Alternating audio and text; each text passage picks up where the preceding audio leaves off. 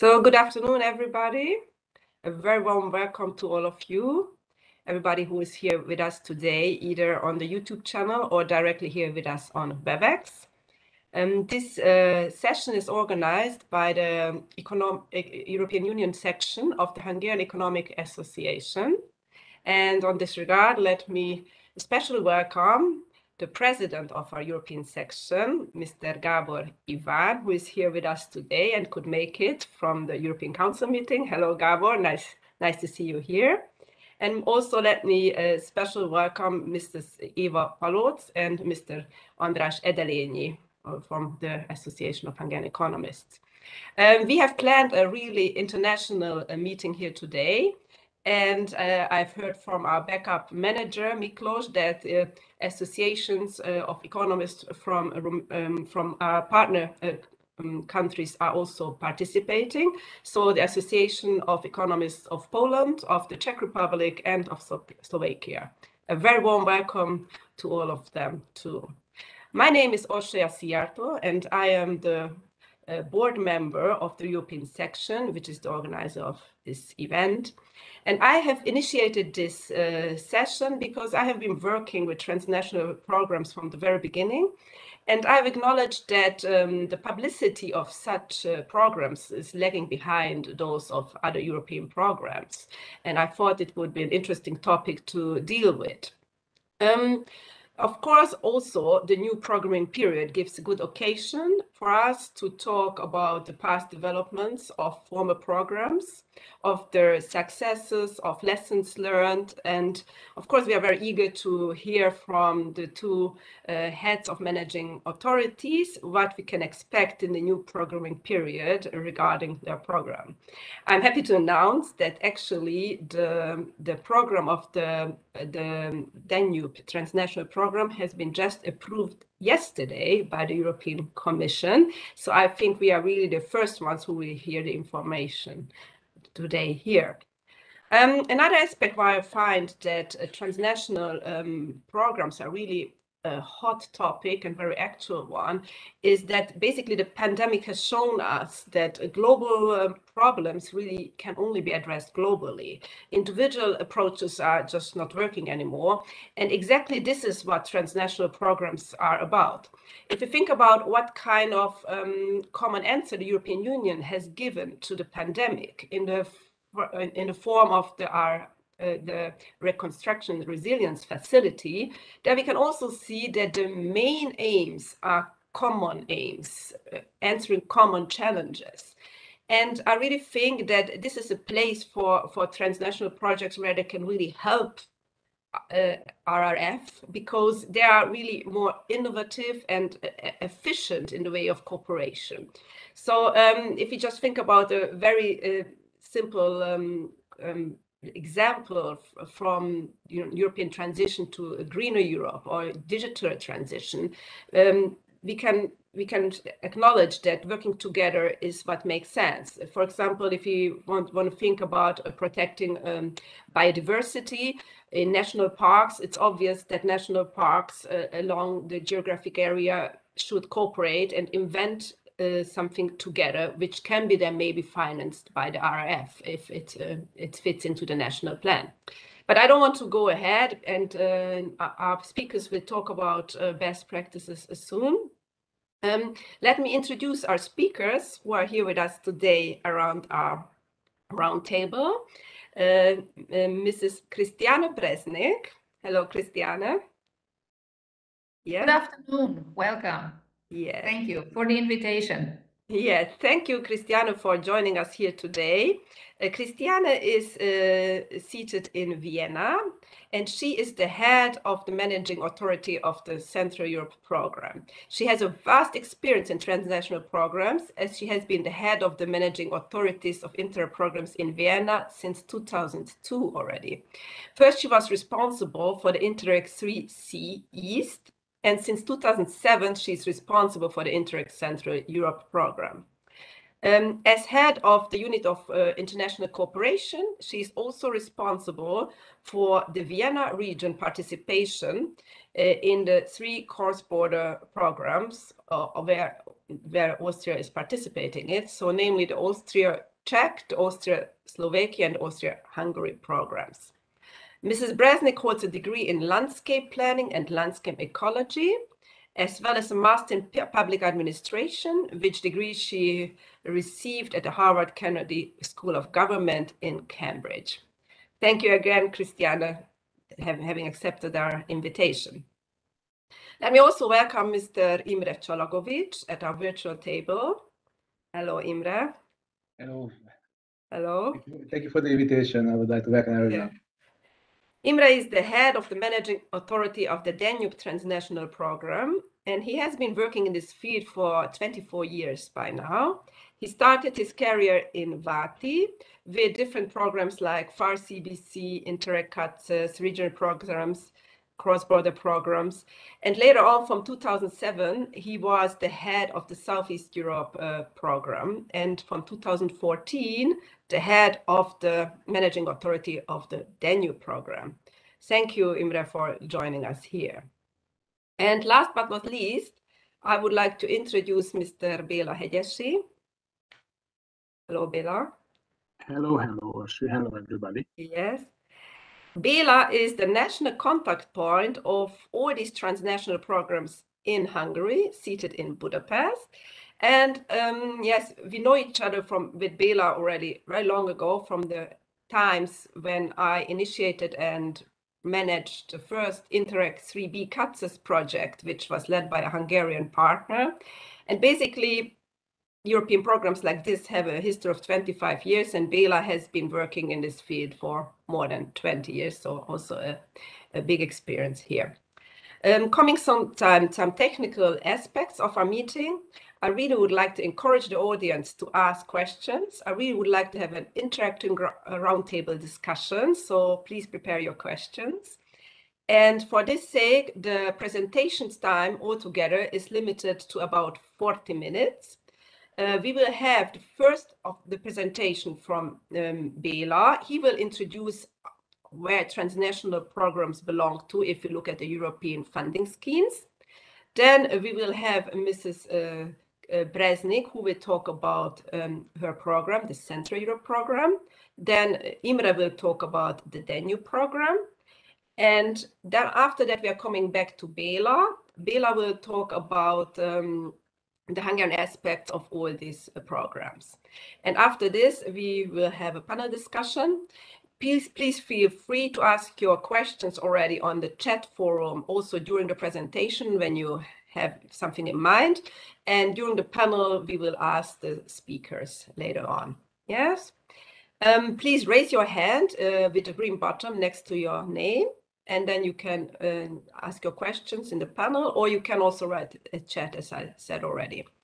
This event will be streamed on YouTube. You can always rewatch it later on, and you can also re-listen it on the Spotify channel, on the podcast channel of the Hungarian Economic Association.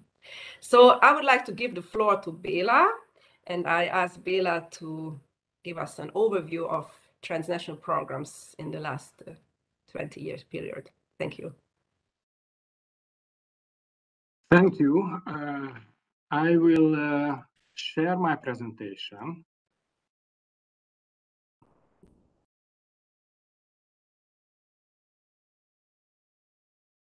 Like this. Is it visible now? Yes, it is, yes. Okay, good. In the next 10 to 15 minutes, I will shortly speak about what are the INTERREG programs about in general. I will speak about the, Okay.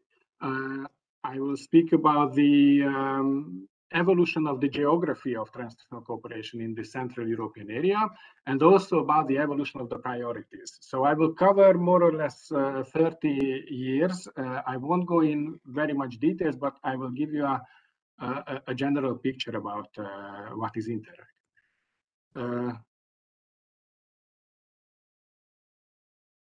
Okay. On the first slide, as a beginning, you see a map which represents the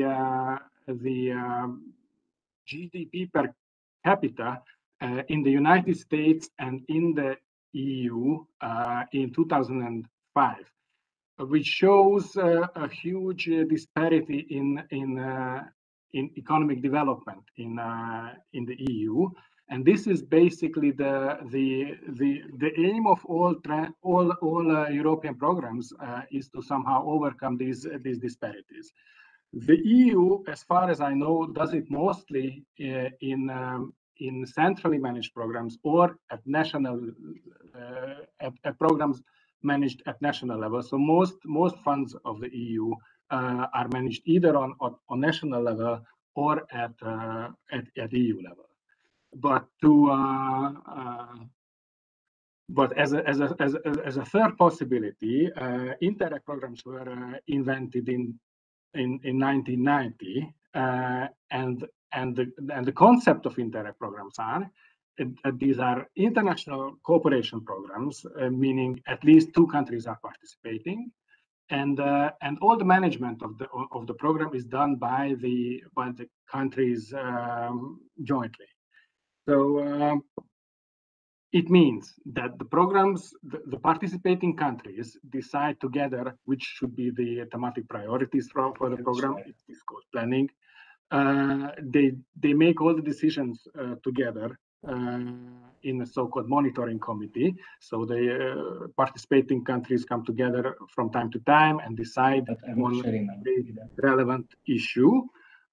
They implement the program jointly, which means that there is a joint secretariat in every Interreg program, which is responsible for the daily management of the program, launching calls, evaluating the applications, and then the implementation of the projects. And the projects are implemented jointly by the partnership, which is normally in Interreg is an international partnership. So I would say that beyond the thematic priorities of the programs and the results at the thematic fields of the programs, we should underline the added value of Interreg programs in making national governments and project partnerships to work together with other governments and other partners in different countries. So I think this is something which is a huge added value of Interreg programs. Okay, if we look at the types of Interreg programs, they are grouped in 3 categories. Cross-border programs are the ones in which only 2 countries participating, so 2 neighboring countries. Transnational programs, which is the main topic of today, are programs where smaller regions within Europe, multi-country regions, were defined based on what kind of territories may have similar issues to overcome or to manage.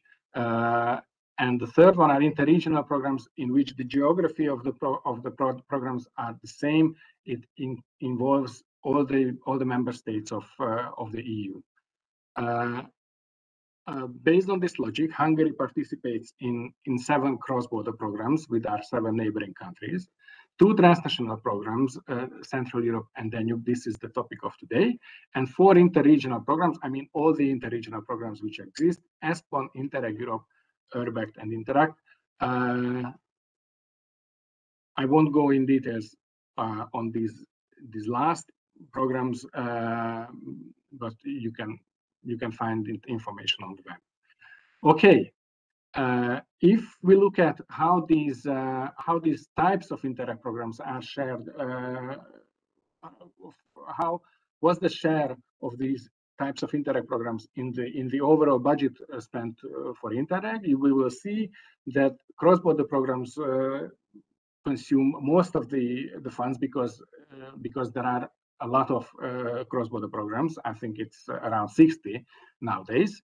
Transnational programs spend 1/5 of total Interreg funding in a given period, and there are 11 or 12 transnational program areas right now, and interregional programs are the smallest, have the smallest share in Interreg funding. If we look at the history of funding, we will see that dynamically, the funds spent for Interreg programs is dynamically raising in the past 20 years. And in the past period, I mean, in the period 2014 to 2020, this amount was almost 9 billion euros. If we want to see how much is it in the overall EU budget, so if we compare this amount to the overall amount the EU spends, the EU budget of a given period, we will see that in the next programming period, which means in the present programming period lasting from 21 to 27, the overall amount of EU money of the EU budget is 1,279 billion euros, and within this we have this 8 million share. So it's a very minor element in the overall EU budget, but still important for us. If you see this green third of the diagram, this one is elaborated in the following slide, which covers the 7 funds which are within this green sector named cohesion and values. And within these 7 funds, we have one fund called ERDF, the European Regional Development Fund, and the 8 billion euros going to Interreg is within this ERDF. I've put a small red line on the column of ERDF to show how small this amount is compared to the overall EU budget. Okay, let's have a closer look to Central Europe.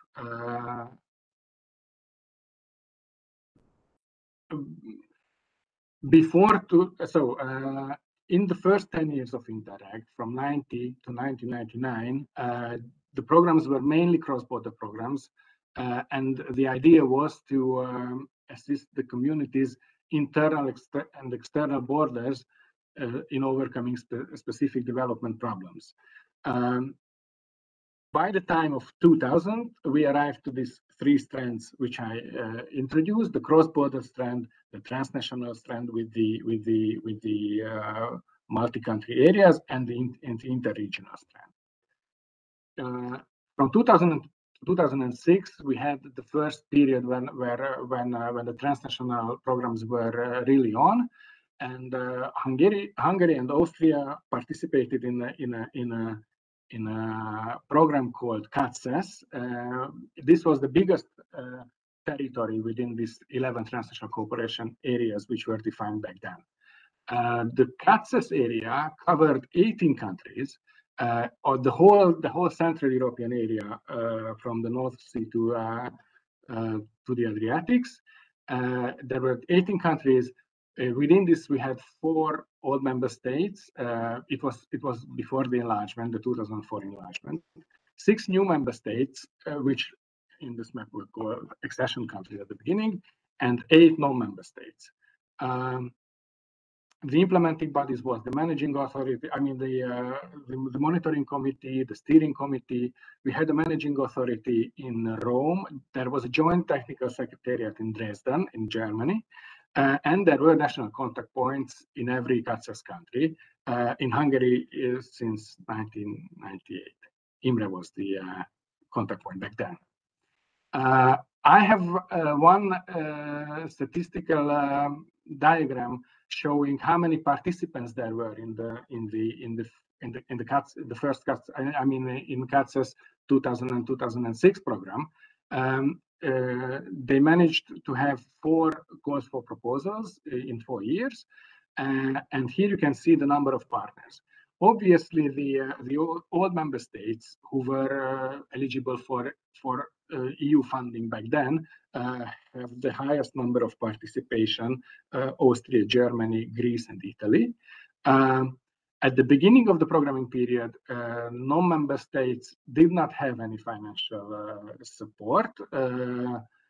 unless Hungary. I mean, Hungary was the first one who introduced a FARE fund. FARE was the pre-accession fund, if you can recall, assisting the participation of, assisting to the development of countries which were becoming member states. So mainly thanks to this FARE fund, among the new member states, Hungary was the most active in transnational in the CACES program, at least on the level of project participation.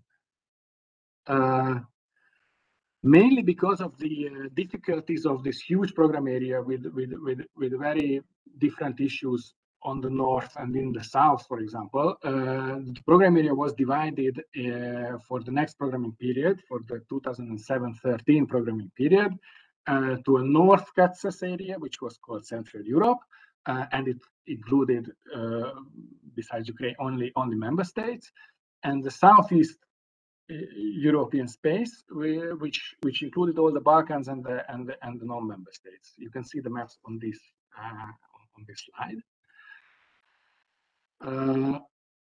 Concerning the management, the Central Europe Programme was managed by the city of Vienna, and the city of Vienna was hosting the managing authority and the joint secretariat at the same time, which turned out to be a good solution.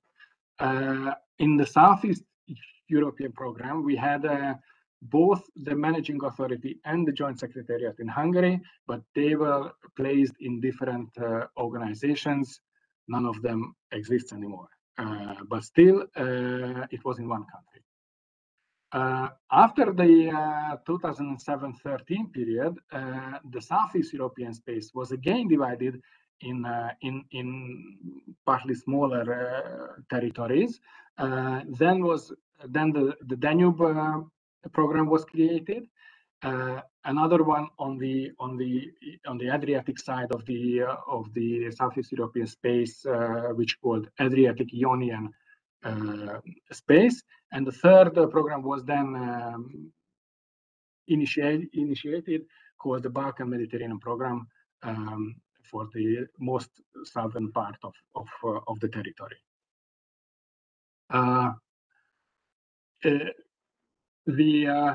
The idea behind the Danube program and the Adriatic Ionian program was that at that time macro-regional strategies started to develop.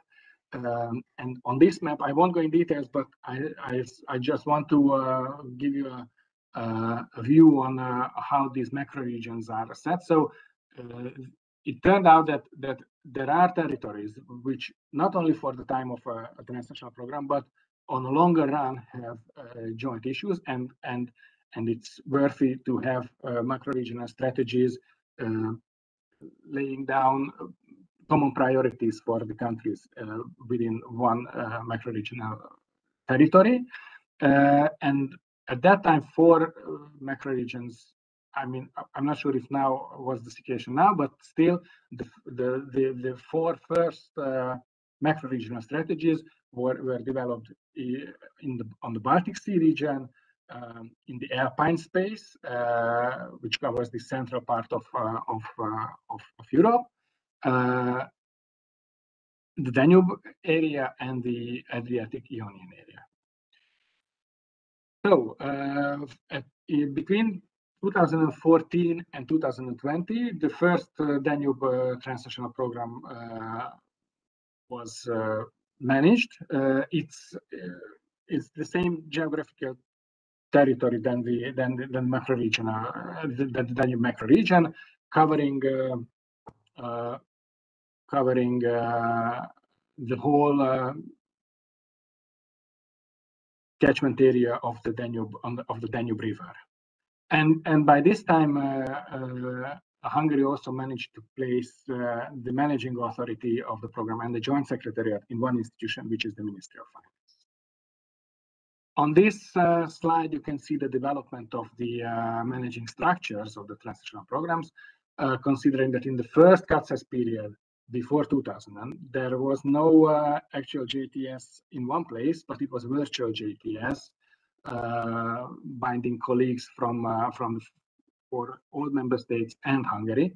Then this, what I mentioned, the managing authority was in Italy, and the JS was in Germany. This was the dual structure, as we call it. In the third period, in the Southeast European space period, as I mentioned, there was a one-country model with two hosting institutions, and finally we arrived to this integrated model, which exists in this last Danube program. Okay. Finally, within this short introductory presentation, let's say a couple of words about the priorities, about the thematic priorities.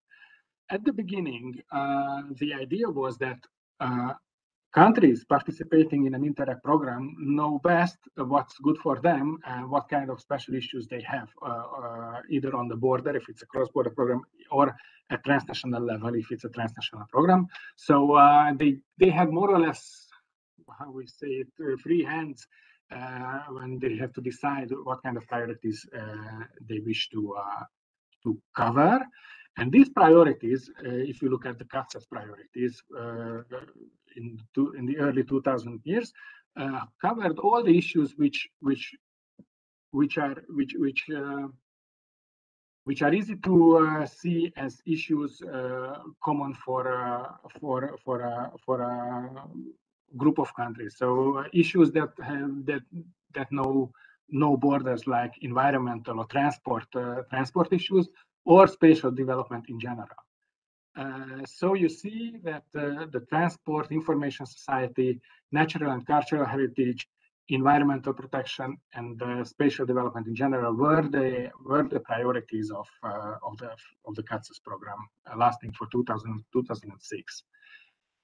In the next period, when we arrived to the 2007-13 period, the European Commission was not that liberal, so to say, in terms of priorities of the transnational programs, but they suggested a couple of focal points, and they asked the transnational program developers, the programming committees, to somehow shape their thematic priorities around these four issues. It was innovation, environment, accessibility, meaning transport and information technology as well, and the mysterious sustainable growth areas category. If we look at what the Southeast European space managed to shape out of these issues, we can see that innovation and entrepreneurship was the first priority. Improvement of the environment was the second one. Improvement of accessibility was the third one. And development of transnational synergies for sustainable growth areas was the fourth priority in the Southeast European space period, lasting from 2007 to 2013. At this time, already the Central Europe Programme also existed, and it had also innovation, accessibility, environment, and the competitiveness and the attractiveness of cities and regions among its priorities. In the next programming period, between 2014 and 2020, the Commission was even stricter in a way when it had its recommendations to the transnational programmers, and the thematic concentration meant that all the transnational programs had to choose their priorities from the priorities of a common European document, which was called EU 2020 strategy. Within this EU 2020 strategy, there were 11 development priorities covering more or less all the issues of territorial development. And the instruction to the transnational programs was that you should choose 4 of these 11 priorities, the ones most suiting your territory, and you have to spend most of your money, 80% of the money, on these 4 selected objectives. On the next slide, you see these 11 thematic priorities objectives of EU 2020, from which the transnational programs had to choose in the period 14-20. It also has innovation, information communication technologies, SMEs, low carbon economy. The green issue is more and more important. Green issues are covered by three objectives: low carbon economy, climate change adaptation, environment, and promoting resource efficiency. We also had transport, and we also had a large number of priorities related to the economic crisis, because in the 2009-10 year, there was a huge setback in economic development around the world. And for this reason, in the period 14-20, the issues like employment, labor mobility, social inclusion, education, and training became important in EU policies in general. Among these, from these 11 thematic objectives, Danube territory managed to have 4 priorities: in innovative and socially responsible Danube region, environment and culture responsible Danube region, better connected and energy responsible Danube region, and well-governed Danube region. I hope Imre will go in details if necessary to explain these priorities. In the neighboring program, in the Central Europe program, also innovation, low carbon strategies, natural and cultural resources, and transport were the focal points of the set of priorities. Okay, this was the first part of my intervention. Thank you for your attention, and good luck with the rest. Yeah. Thank you very much, Béla, for this very detailed introduction of all the programs. It was very interesting to observe how the geographical areas of the different programs changed and how basically the macro-regional regions developed and changed the structures of the program in order to obviously be more effective in terms of really meeting the needs of these macro regions. It was also interesting to observe how the managing structures changed and the priorities. And I think I would like to ask then Christiane to please introduce her program in more detail, and then we will ask our questions in the panel. Thank you. Yes, thank you very much. And I would kindly ask Miklos to do the presentation for me. So thank you also, Béla, for giving already the bigger overview on transnational programs. So I think it helps also the audience, especially those who are not familiar with this type of Interreg program, to better understand what these programs are about and also to understand the potential of the programs. So as Béla already said, we have since 2007 the INTERREG Central Europe Programme. We manage it in Vienna, the managing authority and joint secretariat together. And maybe if you go to the next slide, I think this is one that was already shown by Béla. So you can see the 15 programs from the 14-20 period. In the middle, the one which is red is the Central Europe Programme.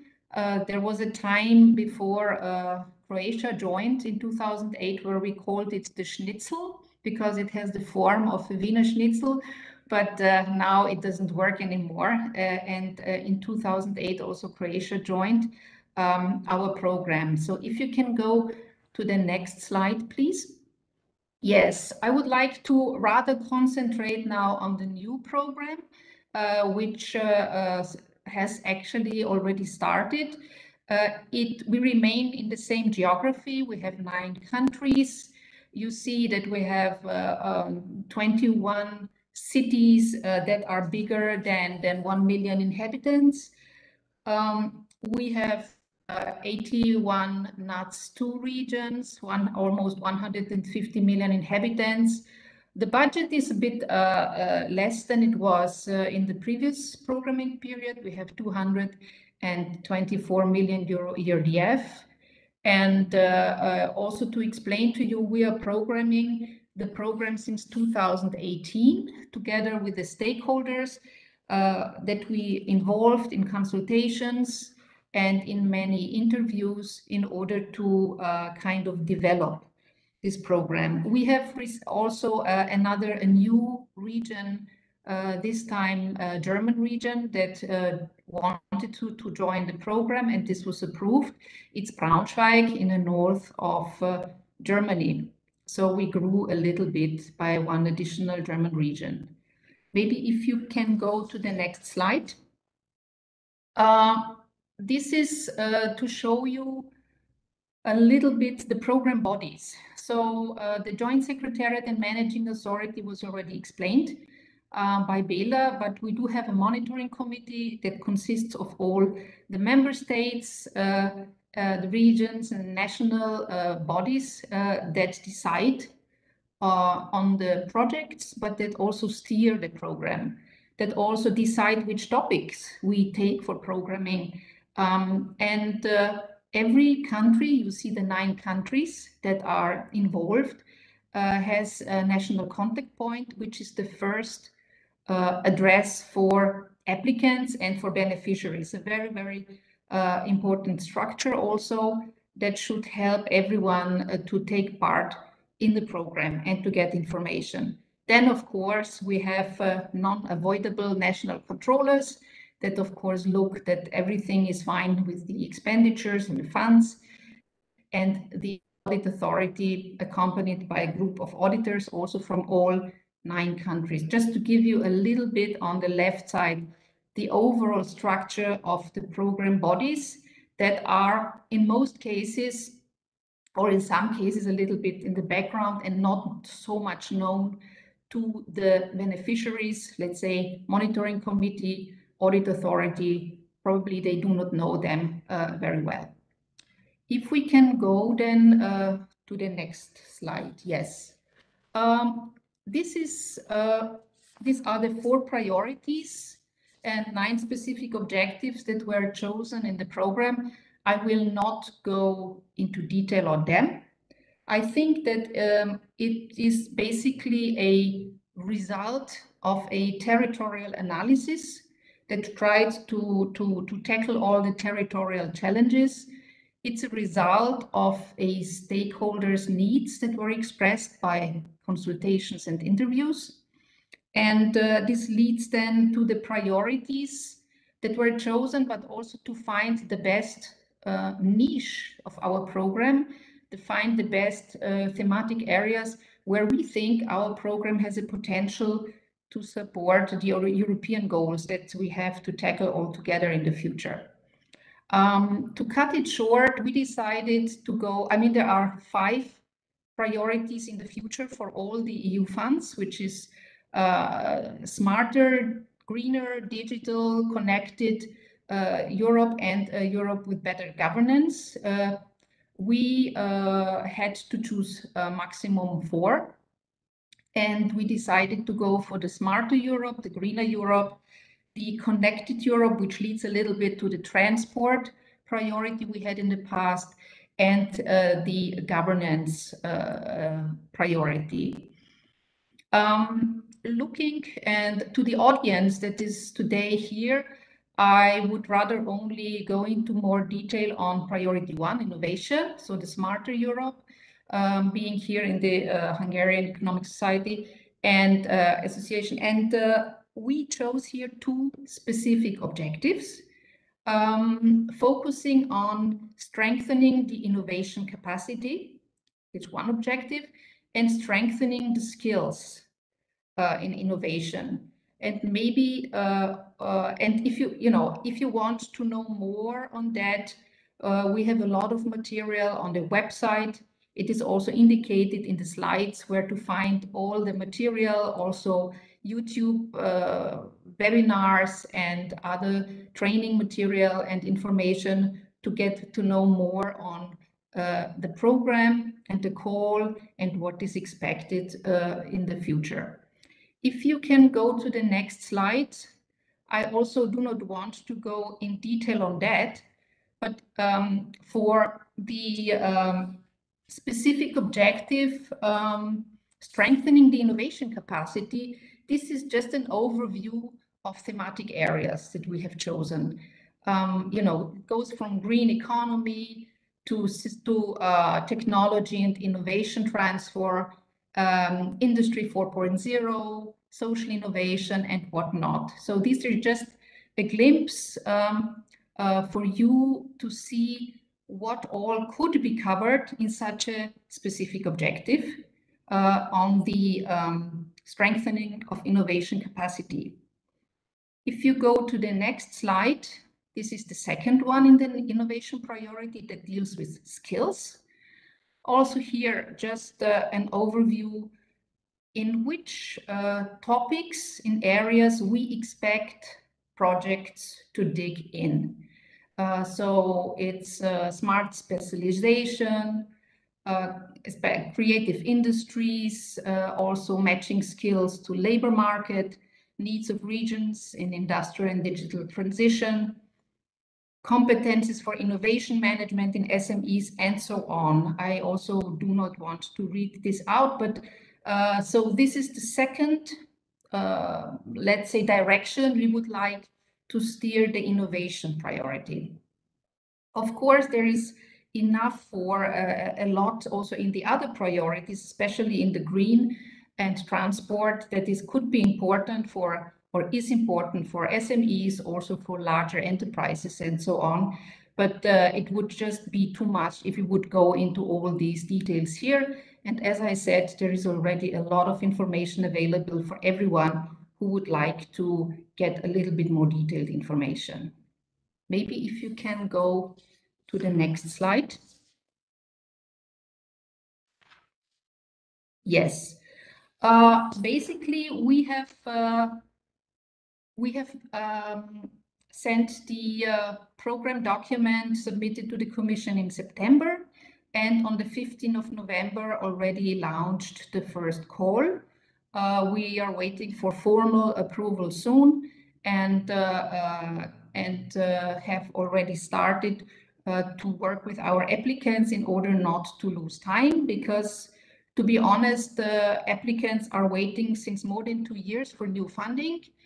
All the programs are late, so we have lost, and also due to the pandemic, more than a year. We should have started with the programs early 2021, so people are really eager to start, and there is also a lot of interest that the program start. Maybe if you go to the next slides. I also do not want to go into big details here. Just the call basics are that it is open for all the 4 priorities and all the 9 specific objectives. So we are not targeting the call yet. We might do it in later calls, but not in the first call. We expect at least 3 partners from 3 countries. 2 of them must be from the Central Europe area. It's a one-step call. It means there will be only a full application, but we have thought of making it simpler and more flexible, so that applying with us should be more easy. And we have already a monitoring system where the application has to be typed in and submitted, which is called GEMS, Joint Electronic Monitoring System. Next slide, please. The partnership should be 5 to 12 partners. We think that we are expecting a little bit smaller projects this time, from 1 to 2.5 million euros ERDF for the whole partnership, and the duration of around 3 years. Of course, projects can be, this is just the basic pillars. Of course, projects can be a little bit different, smaller, bigger, having more or less partners. Next slide, please.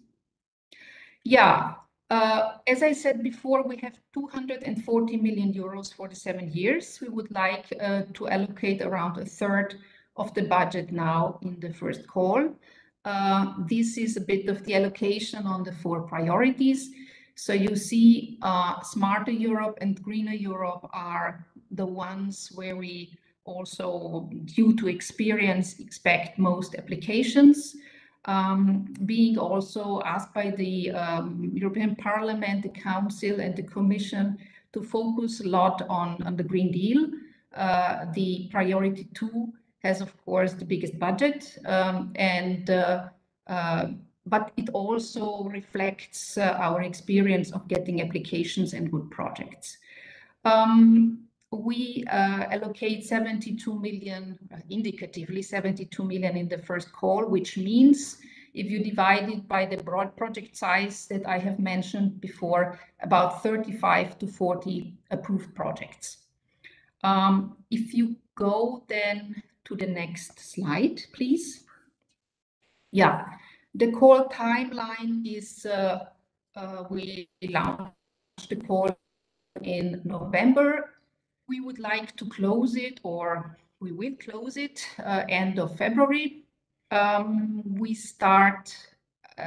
have started now the individual consultations already, had a Q&A session, and in beginning of February, GEMS is ready. We have received the confirmation by Interac that the applications can be then filled into the monitoring system. So people have 3 weeks time to insert all the information. And we hope and are rather sure, if everything goes well, that the projects can start by the end of this of the year 2022 with the implementation of the approved projects. For those who are also more interested in the call, maybe the next slide gives you some more input where you can get information. So we have videos prepared. There is also one-to-one support.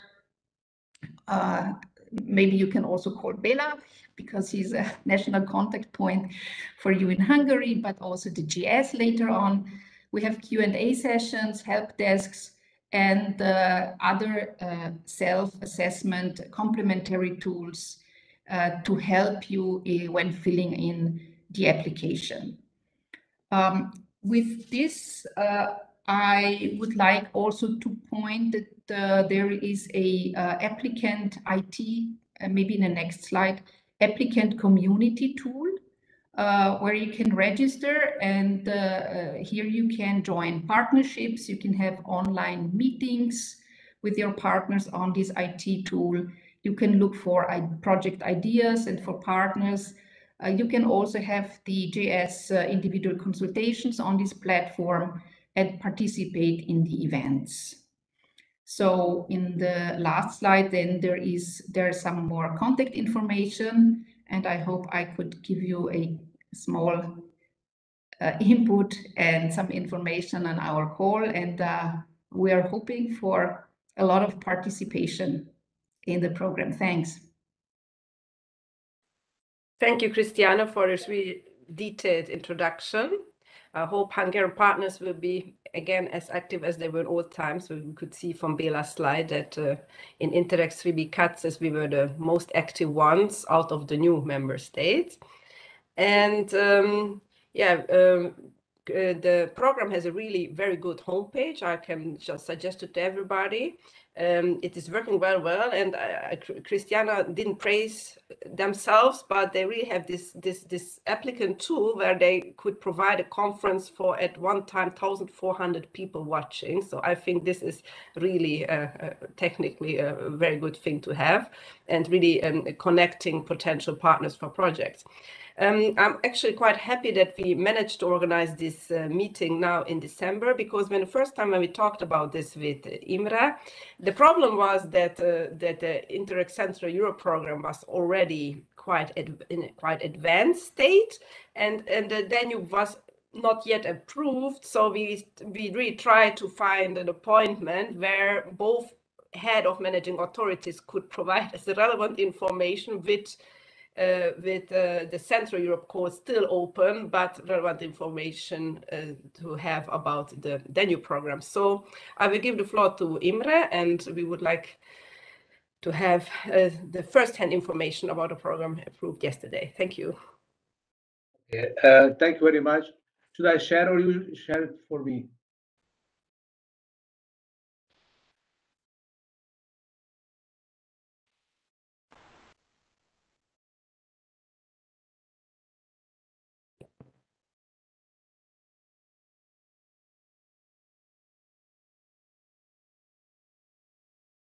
Do you see it? Yes, I see it, yes. Okay. So thank you very much. Yes, of course, we have an important step which happened yesterday, but I would like to focus on the new program now because it is really fresh and is probably more interesting for you. Béla already presented roughly the ongoing program, what we are still implementing, but we have not any substantial goal, except we have some small schemes for Ukrainian and Moldovan partners' involvement. But they are very specific one, and the ongoing program has no any more open calls in general terms. But we have the new program, and the starting point is that we are changing the name of the program. Instead of Danube Transnational Program, we are going to be Danube Region Program, and the reason is that that this is a program, a territorial program, and the Transnational Program. It's not speaks about the Danube. And it was mistaken by a lot of actors in the past decade. So eventually it was agreed with the member states or the partner states of the program that we are changing it. We have a lot of models, similar model like Baltic region program or North Sea region. So we are following a line what these other programs are doing. So the first information that we are changing in the program, it will be also easier to differentiate between the ongoing program, the Danube Transnational Program (DTP), the new program, the Danube Region Program. We have two different names, and you will not mix it up. I will talk because several things has been said, and also our program is in certain extent similar to Central. So I will focus on more of that issues which has been not mentioned or was not covered in full. But going back to what was mentioned previously, that our program is in certain extent is different than Central in a way that the geography is different. We have some overlaps, but the overall geography is different.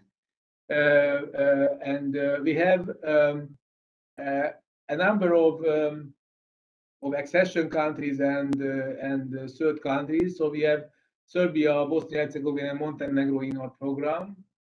And also we have Moldova and Ukraine, which gives us a different momentum, a different application of development. So our program in that sense is very different from Central, also because the content is changing if you have different countries in the portfolio, different needs, different cooperation lines. So therefore the content is not the same. The space is fairly big. We have over 110 million people living in the region, and this is the biggest program in terms of the number of countries. We have 14 countries. In fact, this is a global record in certain extent. So we have this specific area where in the whole globe it is the more densely border. So the borders are more dense here. We have the most countries in a relatively small area. It is very often said that the Danube is the most accession river in the globe.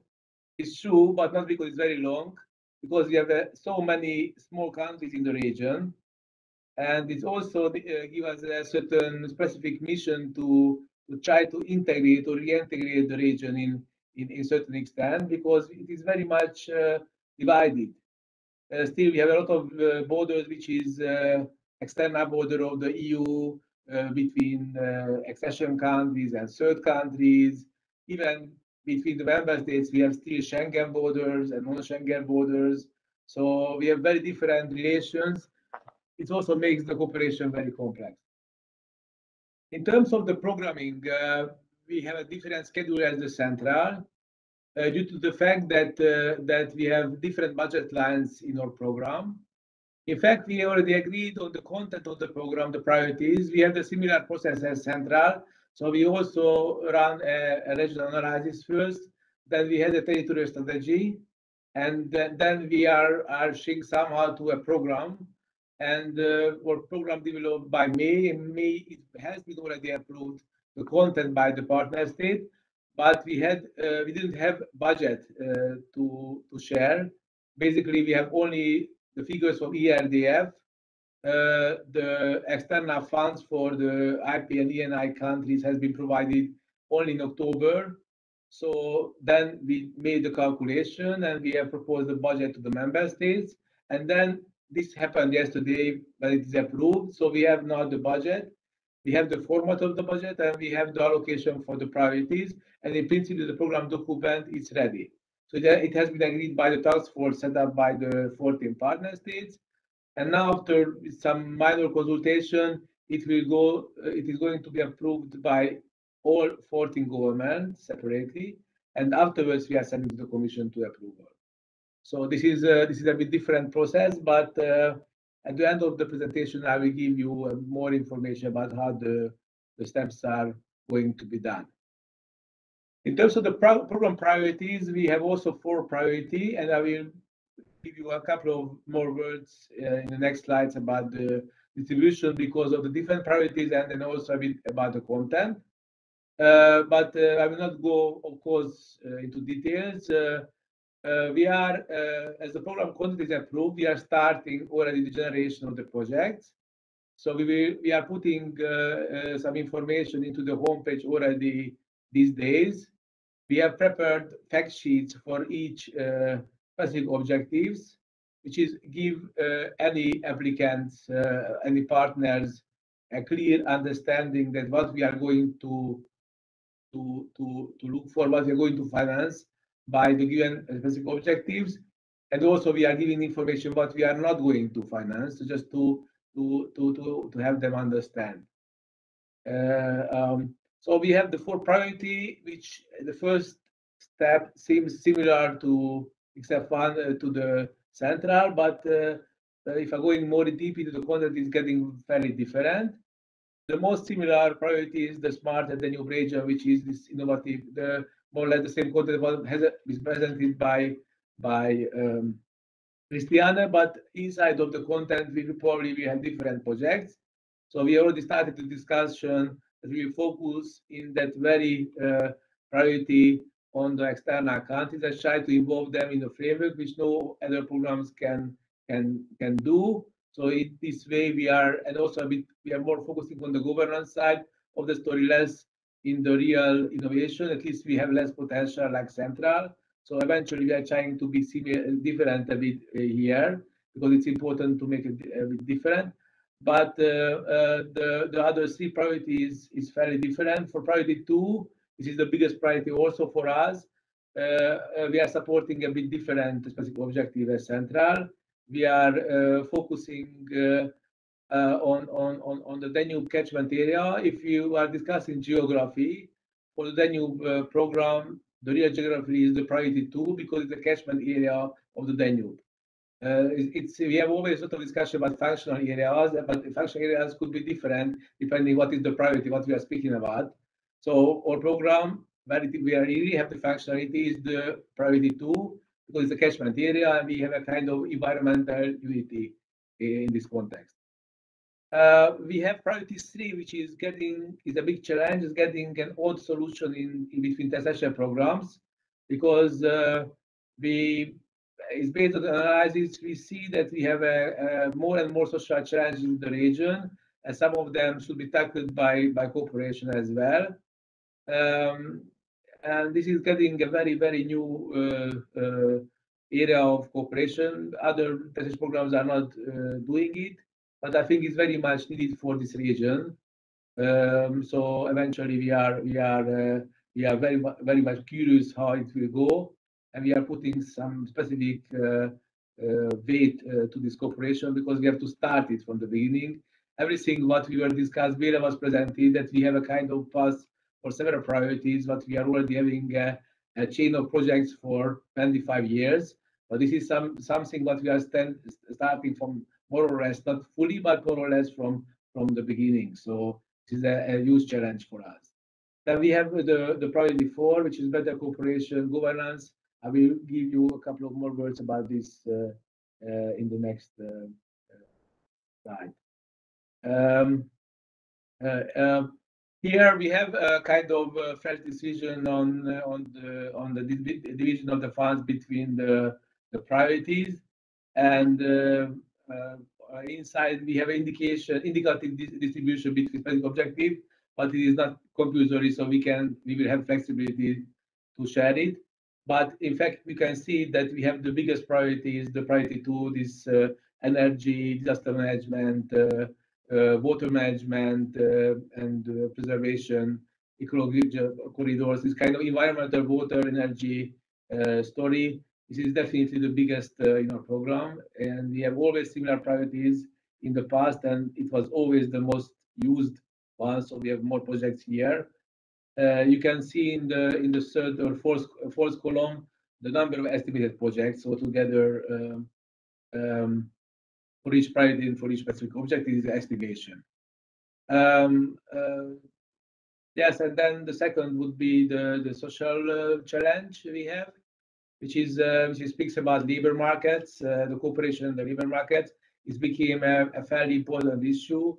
The space is getting more and more integrated, and also because of the COVID, the labor market is changing. As also the place, the territory, it became a different category in this respect. So these changes we are trying to somehow address in this program. There are some more conventional cooperation. It's about this education, training, and the lifelong learning. We are trying to connect a bit this part, this kind of part of the labor market by a program as well. And then it is also fairly important this socio-economic development, heritage, culture, and tourism. Here we are very much would like to support not the classical tourism product, which is anyway supported by a lot of actors and by big funds. We are very much focusing here the social side of this development, and we're trying to support those areas which are lagging behind. And normally they don't have much tourism at the moment, but they have certain potential. So it's a part of a social priority, is not economic priority. I would like to call your attention in this respect. And then for the last but not least, we have this governance type of priority, where we still have to set up networks, and we have to set up still cooperational frameworks for the program area. If you're looking at the Baltic area, they had already 20 years ago more operational networks as we have here in the Danube, and this is definitely still would be very important. And here we can also support a lot of interesting subjects like even demographic issues and some others which is not supported in other priorities.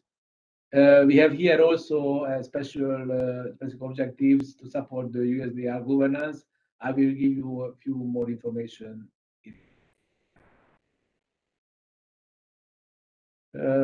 No, just for the governance. I mean, we agree with Christiane before of this presentation that I will not repeat what she was saying about the joint structure. We have similar joint structure in terms of format, like in the Central Europe Programme. The difference is that we have in different countries, different institutions are hosting these bodies, and as it was already mentioned by Béla, that we have an integrated structure. We have one single unit dealing with the MAJS, National and Joint Secretary task, which is hosted by the Ministry of Finance, but we are a non-integrated specific unit. We are sitting somewhere. So I will not really repeat it, but We have the same structure. We have contact points as well by the 14 countries and so on. There are two specific parts of the governance what I would like to mention now. It's one that we have the integration of the external countries, which is getting we are getting in a new phase in this integration, because in the previous program periods we have ERDF, IPA, ENI funds. Before we have cards, we have TACIs, we have FAR, so we have different funds. But now we had the opportunities by the regulation, we can have a single fund.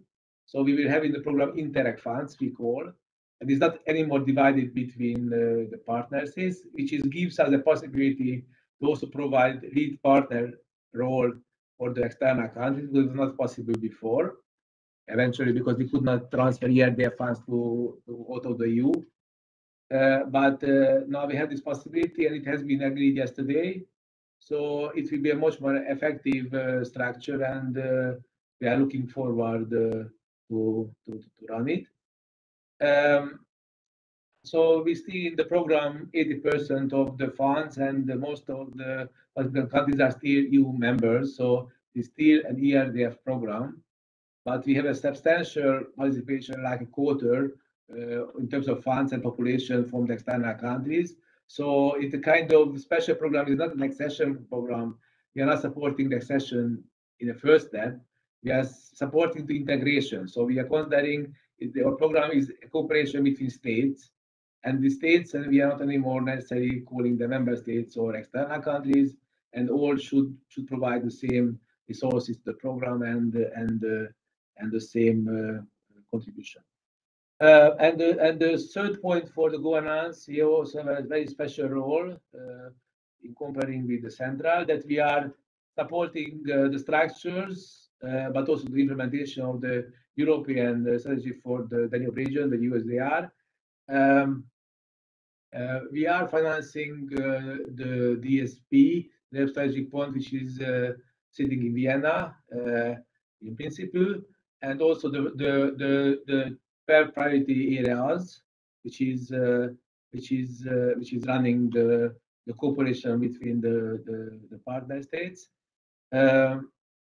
But additionally to this, we also had and will have seed money funds, which are preparing projects all over in the region, targeting different funds, not only the new program funds, potentially yes, but other funds, even central or whatever, or any mainstream funds, trying to a certain extent to give a possibility for any partner from the region to develop projects in cooperation with other actors. This is also a special feature of our program. Then a few words about the timeline. So the task force composed by the partner states approved the program content yesterday. So we have the final program document. We still, of course, need some adjustment, and it could have some comment from the Commission, but is for the member state side, it's final at the moment. We are starting the generation of the project, so we are putting already the information what I already mentioned into our homepage. So those who are interested in to have more information in the next days, you can get more information. I will give you the link just the next slide. Then we need a formal agreement of the partner states on the programs. This is very substantial, important. This is not going to change, according to our experience, the program content at all, but we need to respect this decision by all the countries because it's a shared program. And this is a process which is a couple of months. Then, as soon as all the partner states approve the program, we're launching the first call, which is we already started to prepare. So we are already supporting the partners to create partnerships. So we are already giving the information, but the formal launch of the call will be provided when we have the first when all the programs member states are approved it. We are expecting now it for April of this year. It is going. We also agree that it's going to be a two-step approach. We are in our program. We are considering it's a better approach. So first, we just collecting project ideas through our homepage, and basically these are we are not we are asking quite substantial information about the content of the projects, but we are not asking much financial data, just one single figure normally. But this gives us the possibility to assess the projects and then to give them feedbacks. We are pre-selecting those projects which seems reasonable and seems good and to develop it further. So we are basically selecting a bigger pile of projects, and then those projects will be invited to submit their proposal in a formal proposal for the second step, which is the real call, the formal call. But what will be the end of the day, we will select those projects which is in line with the figures and the quality criteria we agreed, and then we are making the contracting afterwards. So we are expecting the formalization of the program by the summer, but it will not stop us to run this two-step approach. So we are anyway running it.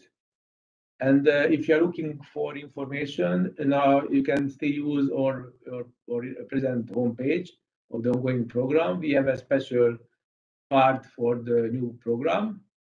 But during the year, we will set up a new homepage, a new website for the new program, what we are going to use in the future. So it's going to be done in the next couple of months. But by this time, you still can use our homepage set here. Thank you very much. I think you should look after the information in this homepage. You can find much more information, and we are looking forward to have, if you have any question, to answer them. Thank you very much. Thank you, Imre, for this really detailed presentation, and thank you for really last-minute updating your presentation yesterday. And also thank you for emphasizing the differences between Central Europe Programme and yours. As we are running a little bit short of time, I will give the floor again to Béla to introduce some Hungarian projects, but if I could ask Béla politely to keep it to maximum 5 minutes to have a glance of what kind of soft projects examples he can show. And then, of course, I hope Béla will agree that we can provide these slides to interested parties maybe later, or you also have a very excellent addition on this successful project. Thank you, Béla. Thank you.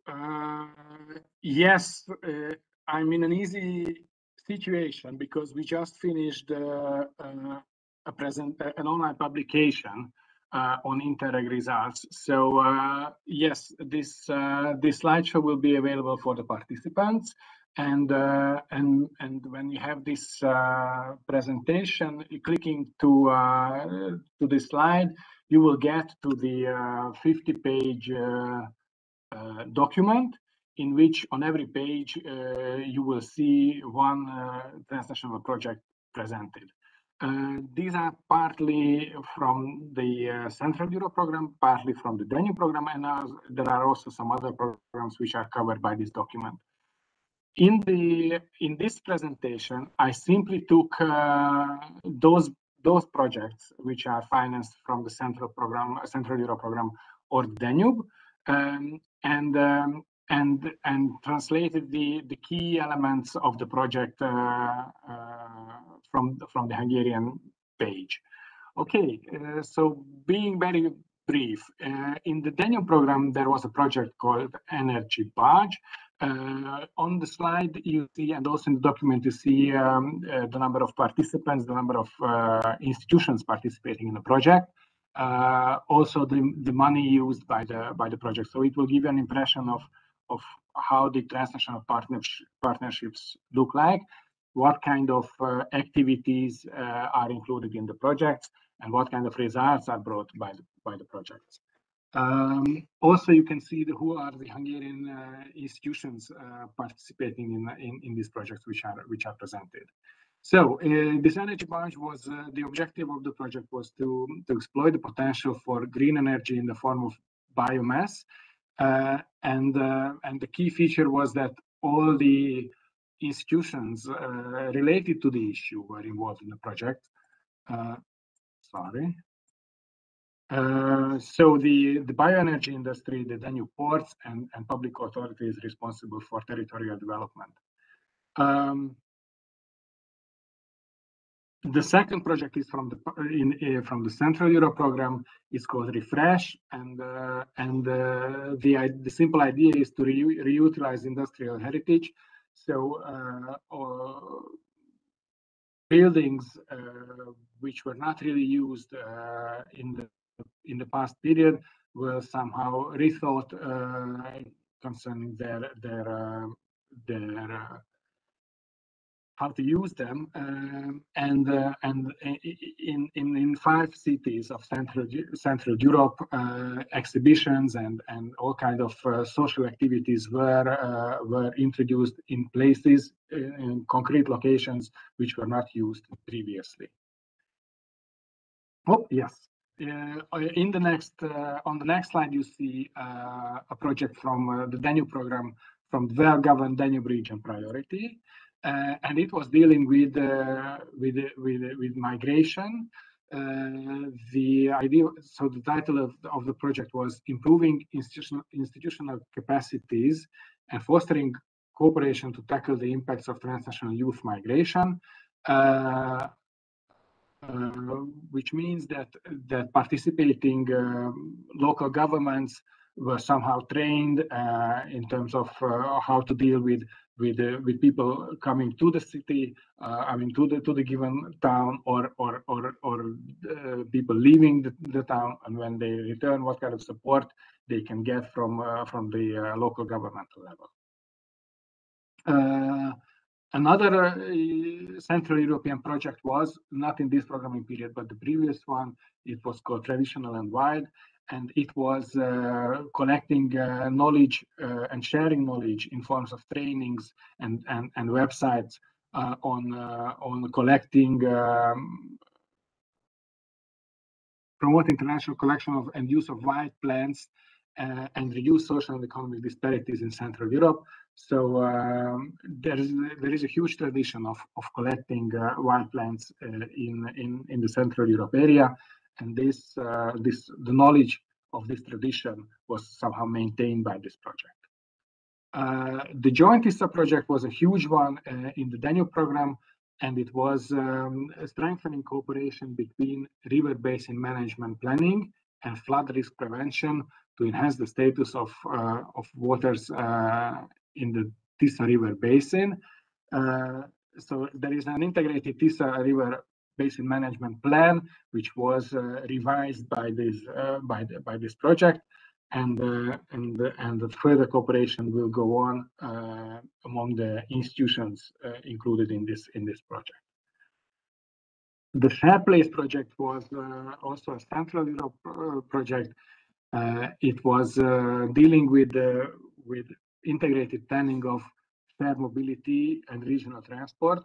So in case of Zalaegerszeg, for example, which was one of the cities participating in the project, they managed to develop additional public transport services, which were developed on a demand-driven basis. So there are small buses which collect people from territories hard to reach and bring them to the network of transport of the city.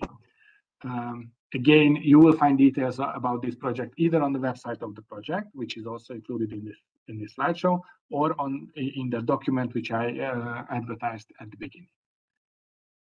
Energy at School. This was also a Central European project, and it basically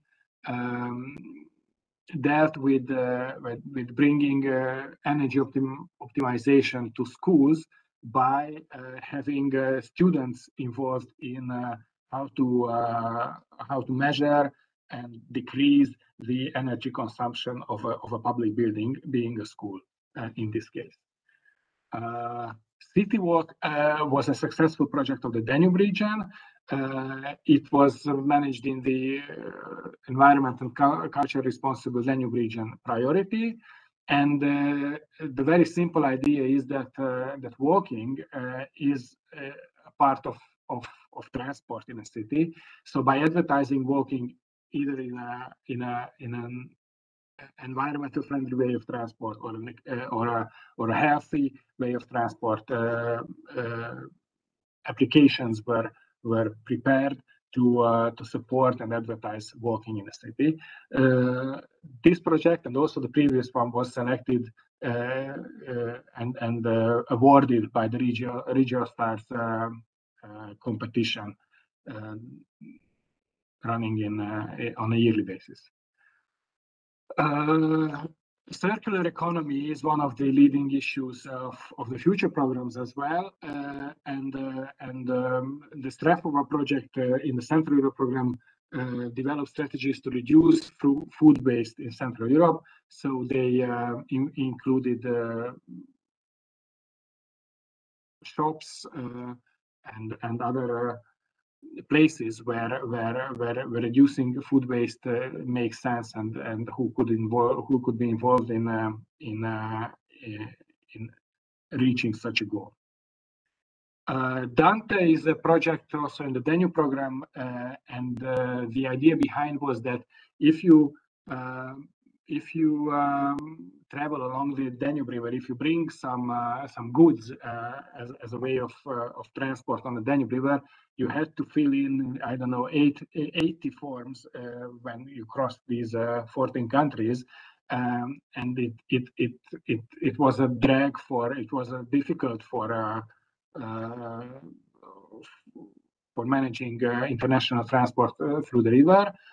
So improving administrative procedures on the Danube inland waterway transport was the aim of this project, and all the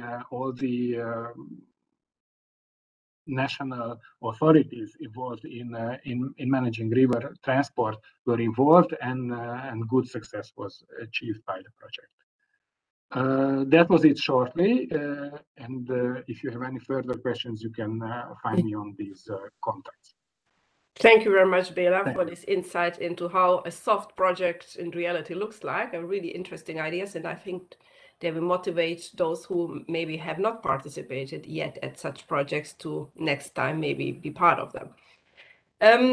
I would encourage the audience to ask questions, but in the meanwhile, let me ask my first question to the two heads of managing authorities. How can macroeconomic results of your programs be measured? What kind of evaluations do your programs have, and what could you maybe mention as a summary, as a conclusion of macroeconomic results? Maybe Christiane can have the floor. Yes, of course. I mean, basically, it is for us very difficult to really make a change in macroeconomic terms, because if you divide the budget that we have, the 200 in Central, let's see, but it is similar also to Imre's budget, the 240 million with the inhabitants, we have exactly 1.5 euros per head. So, you know, we really, and this for 7 years, along 7 years. So this is always the problem of Interac, that we are very weak in showing how many jobs have you created, how many miles or kilometers of track have you built. This is so it's very difficult for us to compete with these figures, or to making really a macroeconomic difference or change with, say, mainstream programs, to be honest, or to the TEF or any broadband digitalization project, or really big billion programs from the European Union. And but what we can say, but still Interac is considered as very important. Cooperation and capacity building and exchange has been considered as very important, and also bringing a value added that you may not really see in terms of euros or job created or something like this. But we have also started an impact evaluation, which has been working now for a good year and started with the first to analyze the first 75 projects, and we will have the impact evaluation also on the rest of the other projects that are still running. And one of the questions that we asked, and I was very happy that the member state agreed to ask this question, is what is the value added, of €1 Interreg money? What do you get out of it? And it's very brave, it's courageous, because you can also you do not know what comes out. It can also be a very negative answer on that, but we will have this study finished in, let's say, in a year's time. It will be also published on the website.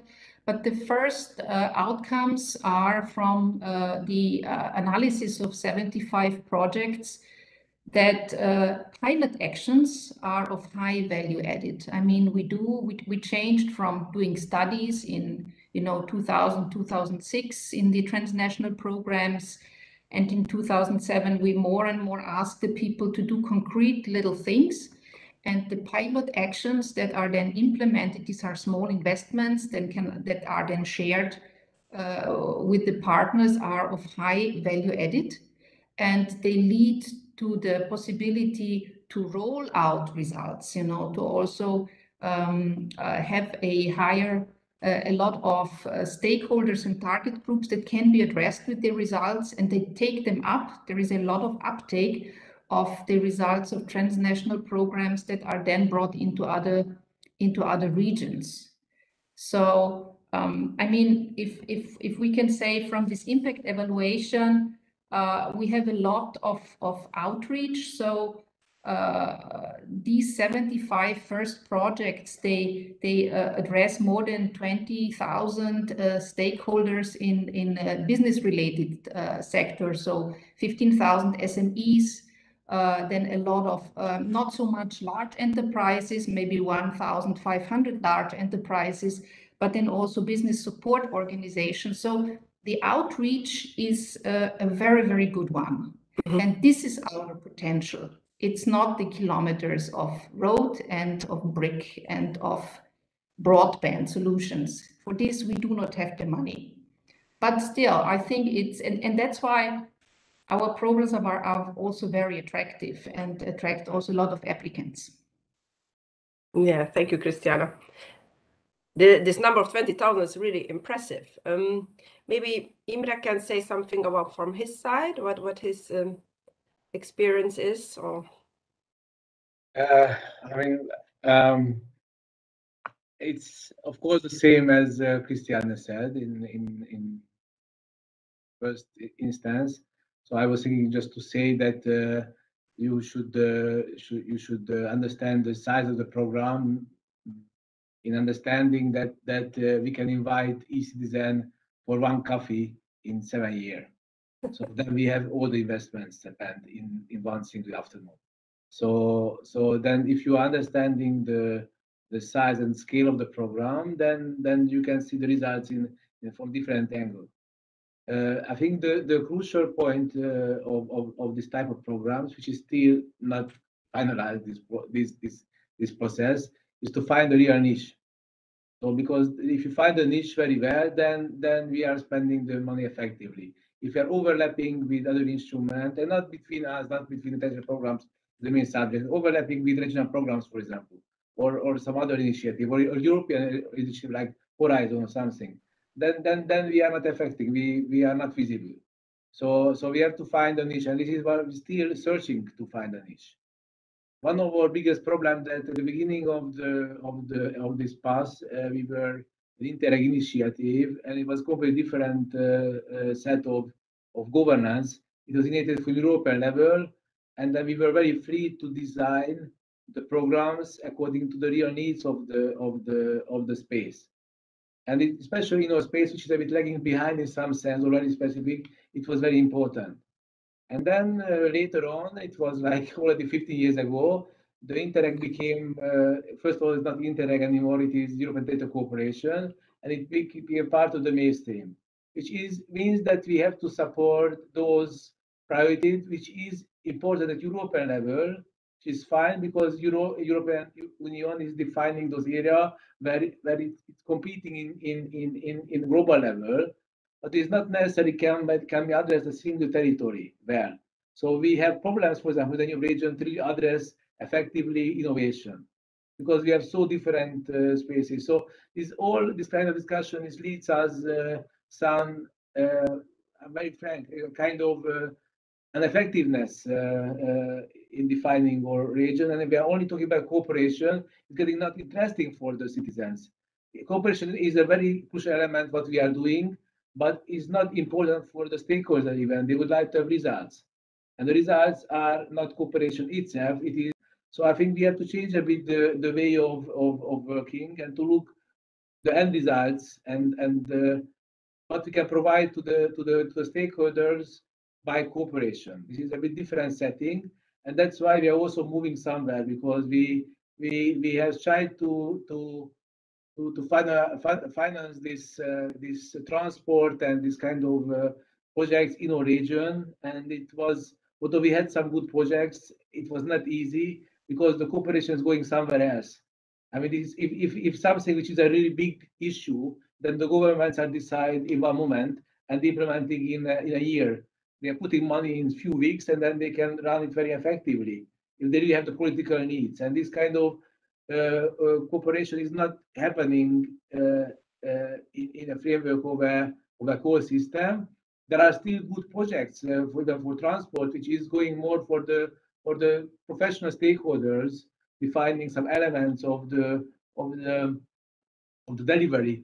But it's not this kind of original wish of the European level to really run the space by our projects. We have to be realistic.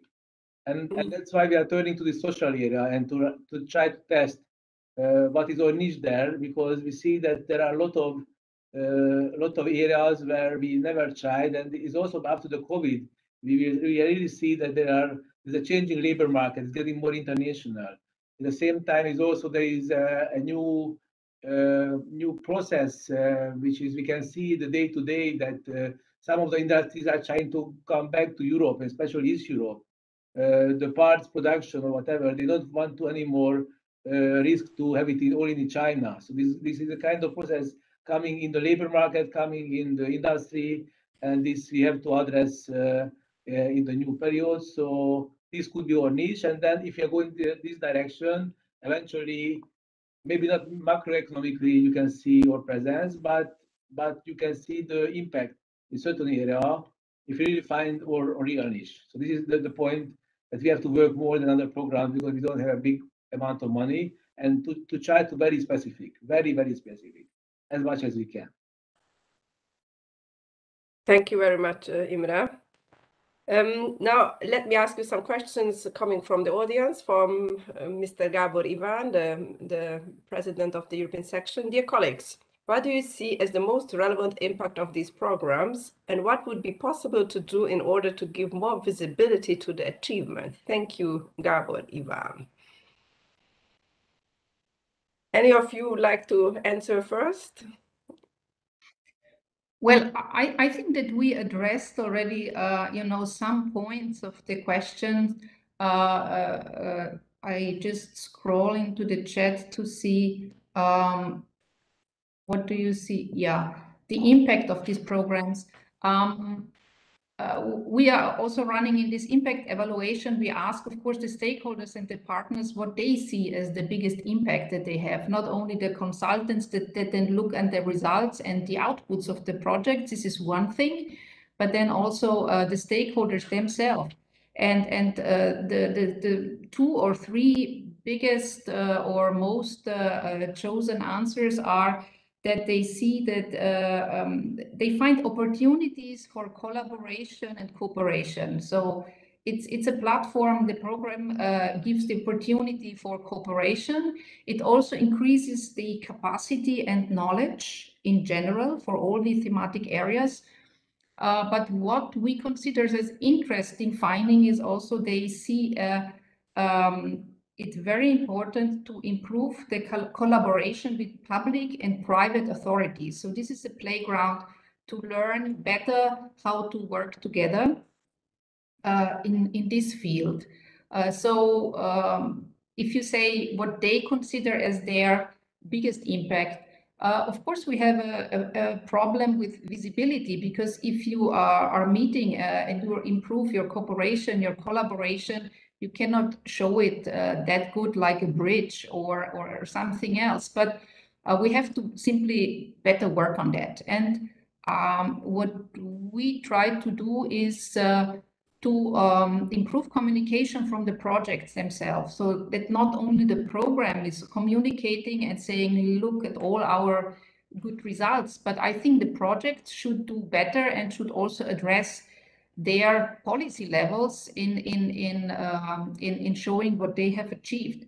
And if you do pilot investments, they seem to be also very good to be shown and visible to the public. So this is our take on that. But as I said, INTERREG Transnational, Interregional has a difficult of a selling point, but it's getting better. It's getting better. I mean, I didn't mention that we also just finalized the first tranche of our impact evaluation study. So we have a final document that will be available soon in our homepage, and we are early next year we are going to discuss with the member states the consequences. So what we'd like to change in our program, what we should change based on the projects we had before. So anyway, this we keep trying to improve our delivery. I think this communication it's getting more and more difficult and also more and more important. We are in the last couple of years, things are very much changed, and it's getting very difficult to even understand what's really happening and what is good, what is bad, because the communication is overwhelming the content. I have to say it's a global phenomenon, but still, I think our responsibility is to first to go for the content and to define what is exactly our outputs. Not necessarily the cooperation itself is a tool, but to really to find out what are the transnational products, what we are able to produce, which is interesting to the stakeholders, and then we really have to find a new way to sell it, to really publicize it and to make it available for the public, because I think it's very much missing.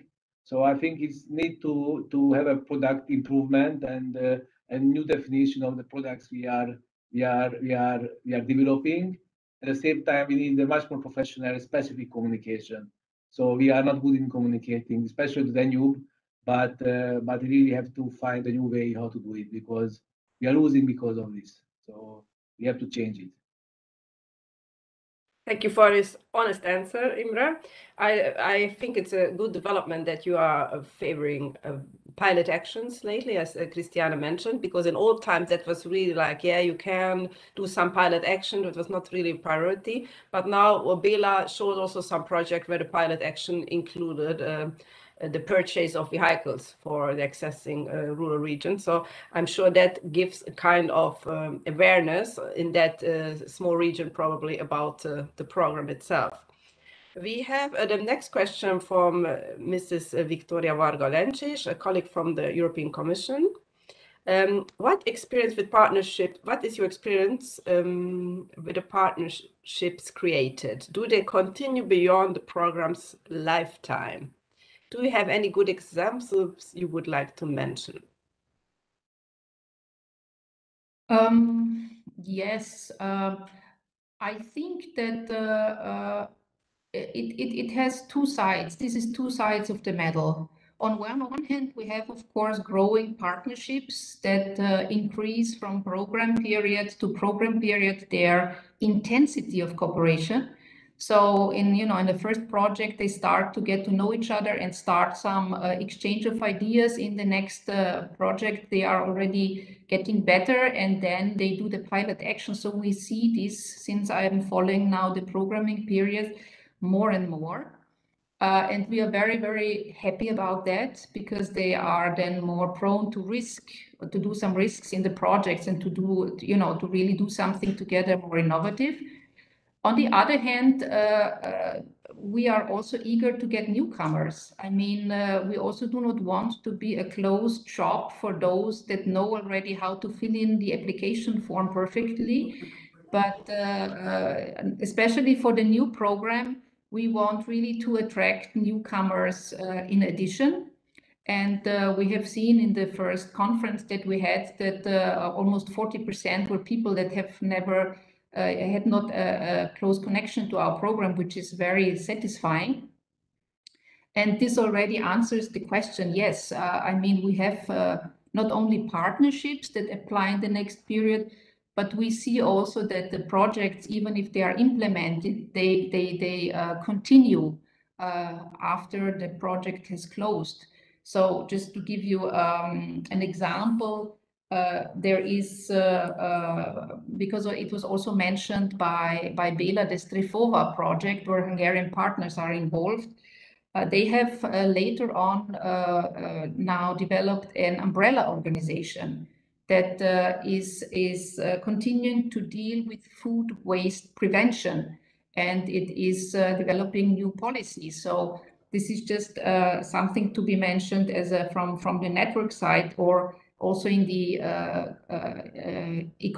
ecological sector. We have the Biocompact project that also made a Central European network that is now continuing. So we see this more and more. And also, if you apply with our programs, I think this is true for Imre and our program, we clearly ask in the application what happens when the project has finished. And we expect concrete answers on that, on the sustainability of the results, and also what plans they have to, you know, to follow up on after the project end. So this, since, you know, funds are also shrinking, we would like to have more and more value added and quality out of the projects, even after the end. I have a same observation. First of all, because we are already running the fourth, almost fifth period, so we have quite some experiences, and we have in some cases we have a chain of projects which makes sense, and we have cases where there's a chain of projects which not necessarily makes sense. So it's very much depending on the partnership themselves. I don't think that it just to keep a partnership for long without having new results, it's a good idea. But we have good examples.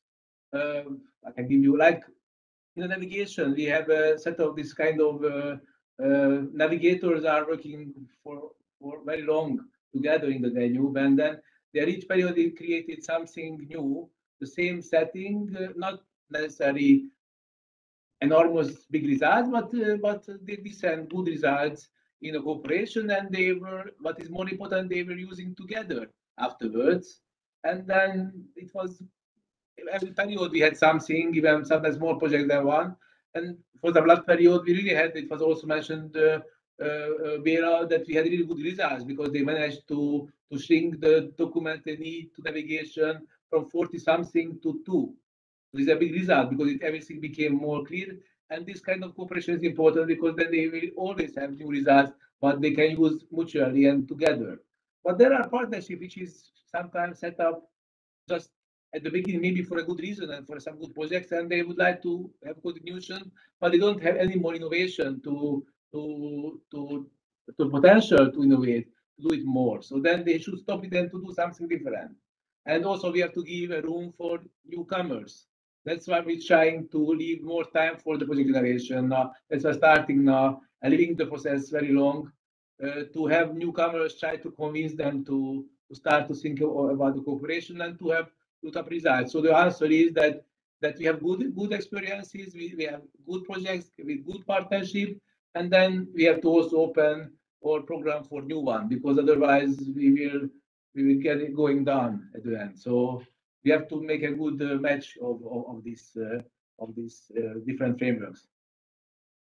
Thank you. Thank you. I would like to ask a short question, actually, which would be concerning both former questions and answers. Like, can you maybe name some examples when the result of your of projects, which is basically a good network, went further and resulted in a finance ERDF investment or cohesion fund project later on. I mean, that it was basically a preparatory action for the projects to be carried out on a bigger scale.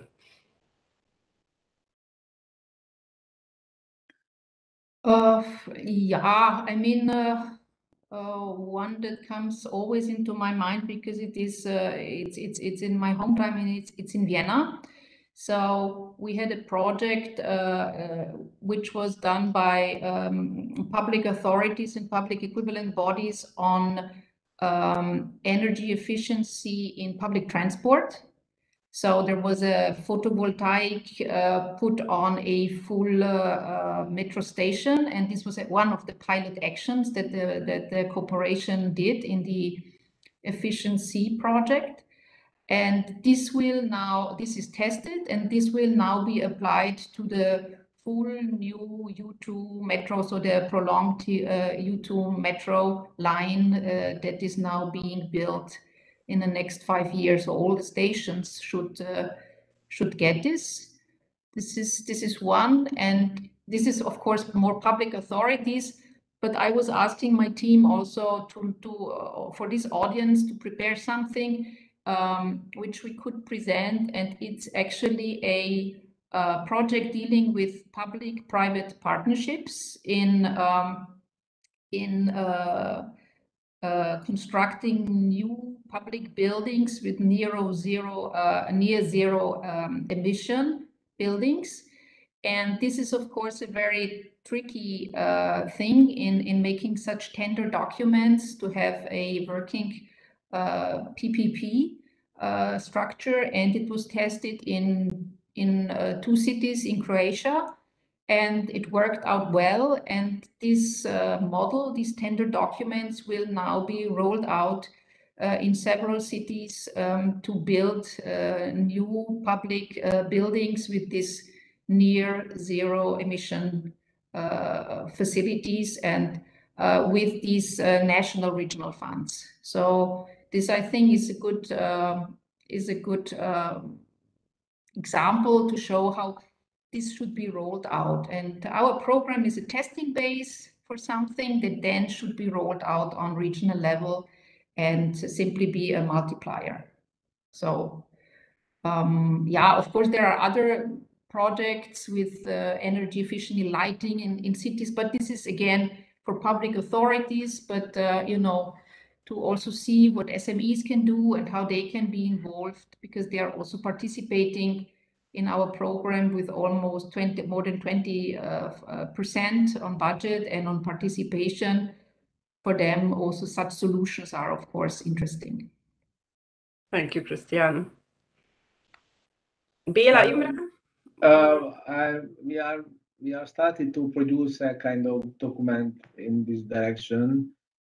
And I think in certain extent, I cannot say most, but a quite big number of projects are preparing investment, but not necessarily. So the question is what step we are talking. Sometimes it's not the immediate step before, so maybe just one more before. So often that they are having a project which, for example, on, I don't know, energy in public buildings, they are having a kind of projects which happened in the southeast. Then they had projects involving a number of countries, and they try to find best practices in certain extent. And now I just learned that it has been implemented in Hungary in several places finally, because there was money for that, and they were applying more or less the same concept how to do it in a very effective or green way. So very often it's not directly linked, but then the starting point is a project what we are financing. And then there are examples also for the navigation, what I mentioned, that was always a kind of, they were also prepare something and the next period implemented by other means, national funds or structural funds or other programs. And then often you can see that even inside the projects we have some small investment, what we are putting together with other programs, sometimes cooperation between Interac programs. We see examples, for example, that to have especially in the Carpathian region, that they're using our program for a bigger scale development cooperation and investing by the cross-border program, because they have more money and more facility to invest, for example, touristic objects or even border stuff. So I think we have a lot of examples. Okay, thank you. There is a question from Mr. András Edelényi. He's asking, how can partner recruiting be supported? Well, I think that, of course, we can do it, as we said, with all the IT tools that we have now developed, where we try to make it easier for partners to connect, to find each other, to exchange their ideas. I think, although we hate the COVID pandemic, but I must say that by being forced to change to IT tools, it makes it also easier for people to connect to the program, because some of them, maybe for them, traveling to all the conferences with a lot of people was not so easy.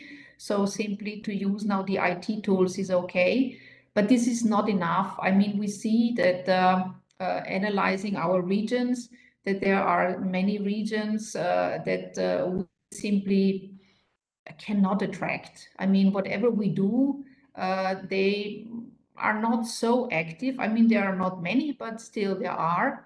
And I think with maybe national information days or going to the region, speaking in their language and not in English, and making it easier for them to participate could be an option. Also maybe changing project types. So we try also to have maybe a smaller project type now, which makes it maybe easier to step into the program is one solution. And also to analyze why is the participation not so active could be good. Maybe they have other opportunities. Maybe they have programs that fit better to their needs. Maybe they are more specialized in the cross-border scheme and see more advantage in that, or they are overlapping with another program. And I mean, for us, let's say, just talk about Austria, there is not a lot of participation of the most western region in Austria, because for them, due to their geography, for them, alpine space is more attractive from the thematic opportunities, from the thematic areas, and from the partners. So we have to make a very thorough analysis what makes sense and what might not make sense. But definitely, as I said, we should try to reach out better also to the people out there and try to do more. But yeah, as Imre said, we will try our best. Yeah. Thank you. There was a question of Victoria Varga-Lencsés, but I think this has been more or less answered before. What do beneficiaries consider as biggest advantages of transnational cooperation? Do you maybe have anything to add to it? Because we are talking about this when we talked about the impact of the program. If I may, yeah?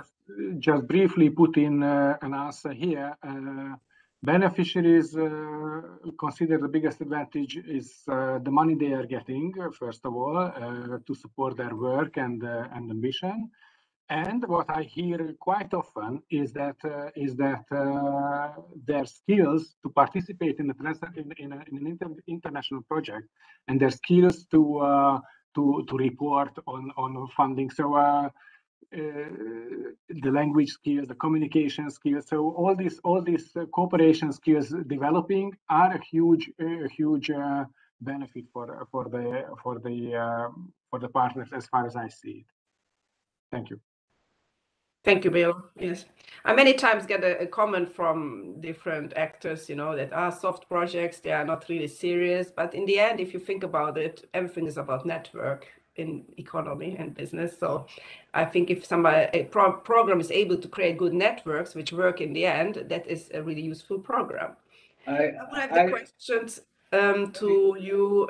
If you had to name, let's say, 2 countries, which one would you name as the most active ones in your program? And later on to Béla then, how active are Hungarian partners?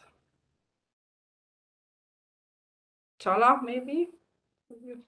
I hardly can put this. It's not easy to say because they have a different culture of cooperation. So we have some countries where they are participating in less projects but more seriously, and then we have countries where they have a lot of partners but with a small extent, more or less, what just Béla said before. So they are different type of beneficiaries.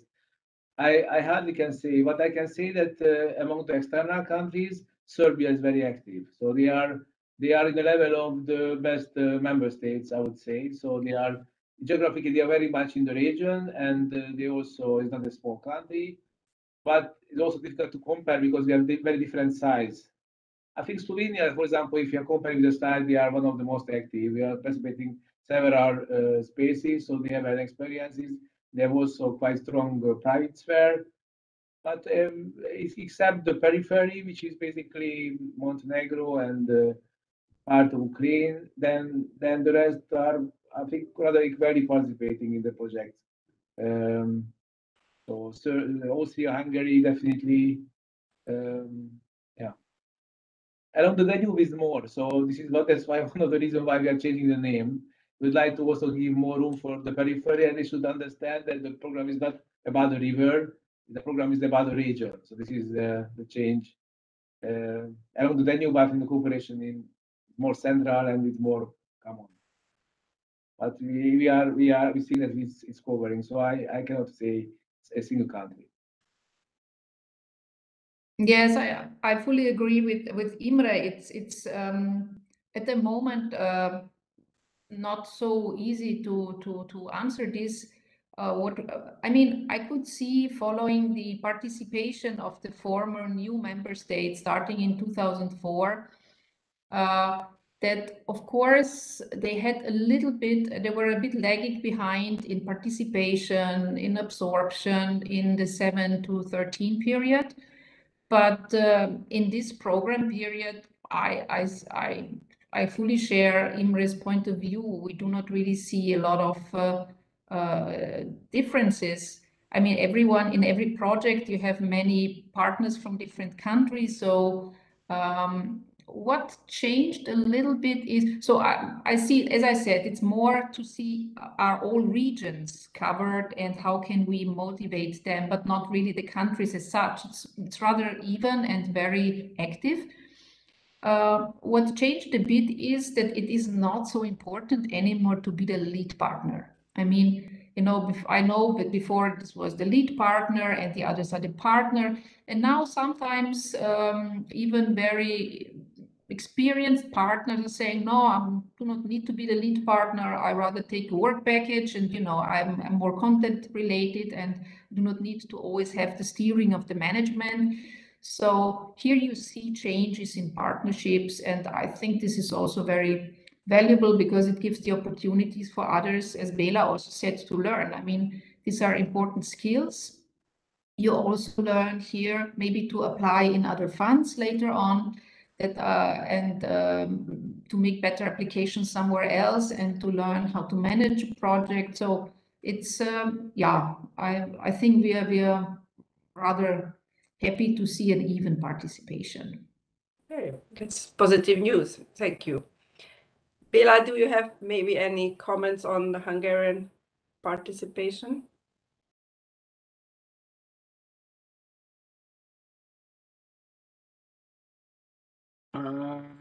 I'm always very happy with Hungarian participation, but I wouldn't say that it's larger than from the other countries. My first impression 20 years back was that Italy is always, so the southern countries in the cooperation projects are always very active and being the engine of projects, but still it's not typical anymore, I would say. Mm-hmm. Okay. Tibor was wanting to ask a question, right? Tibor. Yes, I already did actually in the chat. But Because Imre told that that the involvement of the new associated countries will be maybe easier, and we had good experiences with some of these actors there, but they are very few that come to this have come to the program yet. So I would look forward to some program level activities maybe that could help to link up and develop projects together. There are some active bodies there, but otherwise these are really not known areas and organizations to us yet. I think it's depending on the country. I think if you're talking about Serbia, this is the level of the member states. I think this is not the number of partners. The main problem they had that there was no possibility to have a lead partner is changing now.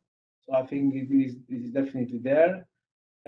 With Moldova and Ukraine, that we have in the remaining fund for the remaining funds of the program, we are preparing to specific schemes, twice 3 projects, but they will try to set frameworks to involving them directly to the ongoing project and in the framework, and is also utilized for the preparation of the new program period. Unfortunately, the time is very short to run this project, so the impact will be probably limited, but we are. But it's a good way because we are already much more involving them to the discussion. We have several meetings with them. We also have colleagues now from Ukraine in the MAJS, and then also from Serbia, even 3. So we have quite we have the background. We have Romanian, so in the Moldovan language is also somehow covered. So we are directly working with them almost weekly. We had meetings. We had meetings also with the stakeholders. So we are trying to have them. And Bosnia Herzegovina and Montenegro is a bit lagging behind in a way, especially Montenegro, but it's a very small country, so it's like 500,000. You should see it in that size. If you're talking about countries, we have to also see that how big countries we are talking. So we have Germany, we have Baden-Württemberg and Bayern, which is over 50-something million. And Montenegro is half. So of course we can expect the same, but we are involving them anyway. So I think that will be much more option in the future. It's definitely there.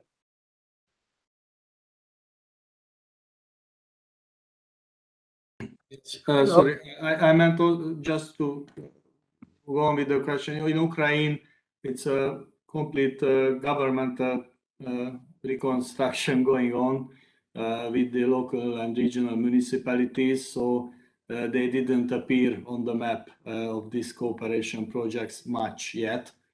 But I think there is, for example, a huge potential to bring them into this cooperation. We are in contact with the regional organizations of the 4 oblasts we have in the program, and they seem fairly active, and they are trying to set up. And also the regional development agency are still active, so we don't see it. But in our program area, we always have one or two countries who are always reconstructing structure. So it's always happening. This is a normal way of living. But at the moment, I don't see it as a problem. It's more to we have to catch up. So we understanding the program, also governance, the ministry. They have to be more involved, more passionate, more interested. Okay. Thank you. Tibor, any more questions? Because I've been notified by our backup manager that we shortly should close down the session because on YouTube only maximum 2 hours videos can be uploaded. So I think this is gone now. But let me ask a very short, very last questions to our guests. If you could say in 3 sentences how a really good project should look like, I would thank you for that.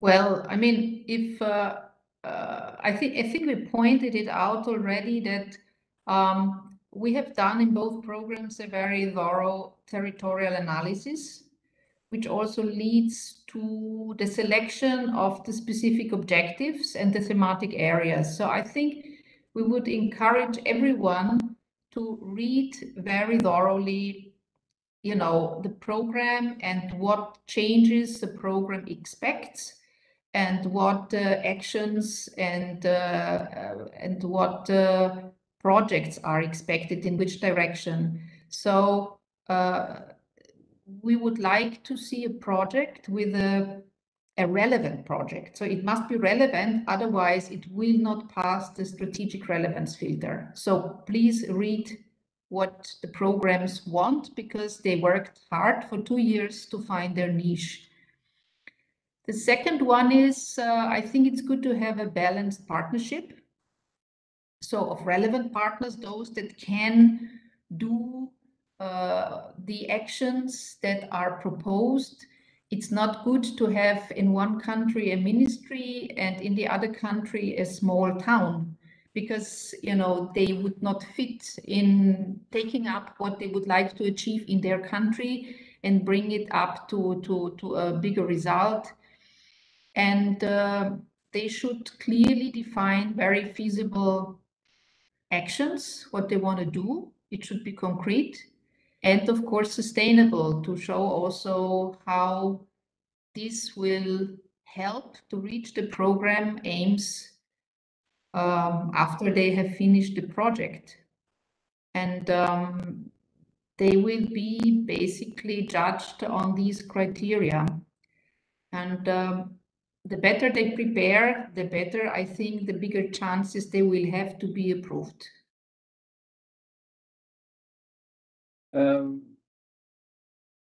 Agree.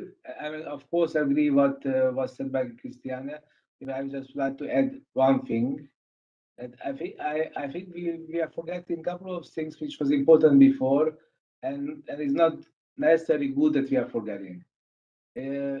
I think what we should not forget, that once we had the so-called added value of the structural funds, which is not anymore a point what is supported, I understand, or considered by the member states, or even often by the Commission. But to a certain extent, I think still remember for some projects which was really good, because the actors who are creating the stakeholders, they are they were putting their own interest to the project. So the EU funds, what we are providing them, it was only a kind of effect that they really were able to do the job, but they were already planning to do it, and they were really very eager to put additional resources to the projects, and then finally they will immediately start to use the product. And I think it's in some time ago, it was some of the best projects were this like, and unfortunately we have less and less stakeholders like that. So everyone is looking for money, every right to reimburse cost in the projects, and we have to ensure, we have to try to go back a bit to this, to find those partners, and even just to encourage partners to consider these funds to use for those things which are anyway they are doing, but they would like to really extend it, or so for those who really need this money and they really use it for some innovative measures. These are the best projects, and it could go in any priorities or any specific objective. We are still have some stakeholders around, hopefully, and we see it. So I think they could create really good projects here. Okay, thank you very much. We have treated a wide scope of let's say, thematic. We could talk about it longer, but time is limited. I thank you very much for your participation. I thank the audience for the participation and the questions. And I think we have learned a lot. It was very useful. And I really hope we motivated some new project partners to apply with your funding. I wish you all a very nice holiday and Merry Christmas and a Happy New Year. Yes, see you soon, probably next year. Yeah, thank you very much.